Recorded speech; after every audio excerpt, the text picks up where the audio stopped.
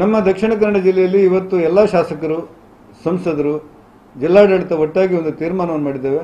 ನಮ್ಮ ಜಿಲ್ಲೆಯಲ್ಲಿ ಸುಮಾರು 10,000 ಸಕ್ರಿಯ ಪ್ರಕರಣಗಳಿವೆ. 1,300ಕ್ಕೂ ಹೆಚ್ಚು ಜನ ಆಸ್ಪತ್ರೆಯಲ್ಲಿ ದಾಖಲಾಗಿದ್ದಾರೆ. ಈ ಹಿನ್ನೆಲೆಯಲ್ಲಿ ನಾವು ಒಂದು ದಿವಸಕ್ಕೆ ಸುಮಾರು 1,500 ಸಕ್ರಿಯ ಪ್ರಕರಣಗಳು ಪತ್ತೆಯಾಗ್ತವೆ. ಈ ಹಿನ್ನೆಲೆಯಲ್ಲಿ ಕಠಿಣವಾದಂಥ ನಿರ್ಧಾರವನ್ನು ತೆಗೆದುಕೊಳ್ಳುವುದು ಮತ್ತು ಅನಿವಾರ್ಯವಾಗಿ ನೀವು ಮನೆಯಲ್ಲಿದ್ದುಕೊಂಡೇ ಈ ಕೊರೋನಾ ಚೈನನ್ನು ನಿರ್ಬಂಧಿಸಬೇಕು ಅಂತೇಳಿ ಜನರಿಗೆ ಸಂದೇಶ ಕೊಡೋದು ನಮ್ಮ ಉದ್ದೇಶ.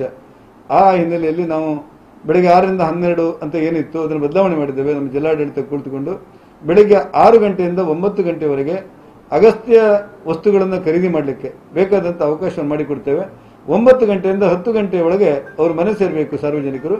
10 ಗಂಟೆಯಿಂದ ಸಂಪೂರ್ಣವಾಗಿ ನಿರ್ಬಂಧ ಮಾಡುವಂಥ ಸಂಪೂರ್ಣವಾದಂಥ ಜನತಾ ಕರ್ಫ್ಯೂ ಇರುವಂಥ ಕೆಲಸಗಳನ್ನು ಮಾಡ್ತೇವೆ. ಇದು ವೀಕೆಂಡ್ ಅಂದರೆ ಶನಿವಾರ ಮತ್ತು ಭಾನುವಾರ ತರಕಾರಿ ಮತ್ತು ಹಾಲಿನ ಅಂಗಡಿ ಬಿಟ್ಟು ಉಳಿದೆಲ್ಲವೂ ಕೂಡ ಸಂಪೂರ್ಣವಾಗಿ ನಿರ್ಬಂಧವಾಗಿರುತ್ತೆ. ಈ ಹಿನ್ನೆಲೆಯಲ್ಲಿ ನಾನು ಸಾರ್ವಜನಿಕರಲ್ಲಿ ವಿನಂತಿ ಮಾಡ್ತೇನೆ, ದಯವಿಟ್ಟು ನಾವು ಮನೆಯಲ್ಲಿ ಹೊರಗೆ ಓಡಾಟ ಮಾಡ್ತಾ ಇದ್ದು ಅಂಗಡಿ ಮುಂಗಟ್ಟುಗಳಲ್ಲಿ ನಾವು ತಿರುಗಾಟ ಮಾಡ್ತಾ ಇದ್ರೆ ಮತ್ತು ಸಮಾರಂಭಗಳನ್ನು ನಾವು ನಡೆಸ್ತಾ ಇದ್ರೆ ಯಾವುದೇ ಕಾರಣಕ್ಕೆ ಕೊರೋನಾವನ್ನು ನಿಯಂತ್ರಣ ಮಾಡೋದು ಸುಲಭ ಅಲ್ಲ.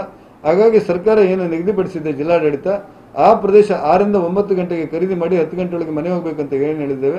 ಅದಕ್ಕೆ ಇಡೀ ಜಿಲ್ಲಾಡಳಿತ ಸಹಕಾರ, ಜಿಲ್ಲೆಯ ಸಾರ್ವಜನಿಕರು ಸಹಕಾರ ಕೊಡಬೇಕು ಅಂತ ವಿನಂತಿ ಮಾಡ್ತೇನೆ.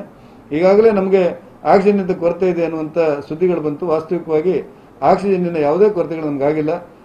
ನಮ್ಮ ಬಳ್ಳಾರಿಯಿಂದ ಬರುವಂತಹದ್ದು ಮತ್ತು ಕೇರಳದ ಪಾಲ್ಗೇಟಿಂದ ಬರುವಂತಹದ್ದು ಈಗ ಸರಬರಾಜಾಗಿದೆ.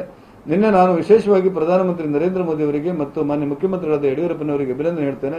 ನಿನ್ನೆ ಬಹರೇನ್ ದೇಶದ ಮೂಲಕ ನಮ್ಮ ನವಮಂಗಳೂರು ಬಂದರಿಗೆ 40 ಮೆಟ್ರಿಕ್ ಟನ್ ಆಕ್ಸಿಜನ್ ಬಂದಿದೆ. ಅದರಲ್ಲಿ 20 ಮೆಟ್ರಿಕ್ ಟನ್ ಅನ್ನು ಬೆಂಗಳೂರಿಗೆ ಕಳಿಸಿದ್ದೇವೆ. 20 ಮೆಟ್ರಿಕ್ ಟನ್ ನಾವು ಉಳಿಸಿಕೊಂಡು ಒಂದಷ್ಟು ಉಡುಪಿಗೆ ಒಂದಷ್ಟು ಮಂಗಳೂರಿಗೆ ಅಂತೇಳಿ ತೀರ್ಮಾನ ಆಗಿದೆ. ಯಾವುದೇ ದೃಷ್ಟಿಯಿಂದ ಆಕ್ಸಿಜನ್ ಕೊರತೆ ಇಲ್ಲ. ಎಲ್ಲ ವ್ಯವಸ್ಥೆಗಳು ನಮ್ಮಲ್ಲಿ, ಅವಶ್ಯಕತೆಗಳು ನಮ್ಮಲ್ಲಿವೆ. ನಾನು ಆಗ್ರಹಪಡಿಸುವಂಥದ್ದು ಸಾರ್ವಜನಿಕವಾಗಿ ಓಡಾಟ ಮಾಡುವಂಥದ್ದು ಮತ್ತು ಸಭೆ ಸಮಾರಂಭ ಮಾಡುವುದನ್ನು ಸಂಪೂರ್ಣವಾಗಿ ನಿಷೇಧ ಮಾಡಿದ್ದೇವೆ. ದಯವಿಟ್ಟು ಎಲ್ಲರೂ ಕೂಡ ಜಿಲ್ಲಾಡಳಿತಕ್ಕೆ ಸಹಕಾರ ಕೊಡಬೇಕು ಅನ್ನುವಂಥ ವಿನಂತಿಯನ್ನು ಮಾಡ್ತೇನೆ. ಕಟ್ಟುನಿಟ್ಟಿನ ಕರ್ಫ್ಯೂ ಮಾಡೋದು ನಮ್ಗೆ ಅನಿವಾರ್ಯವಾಗಿದೆ.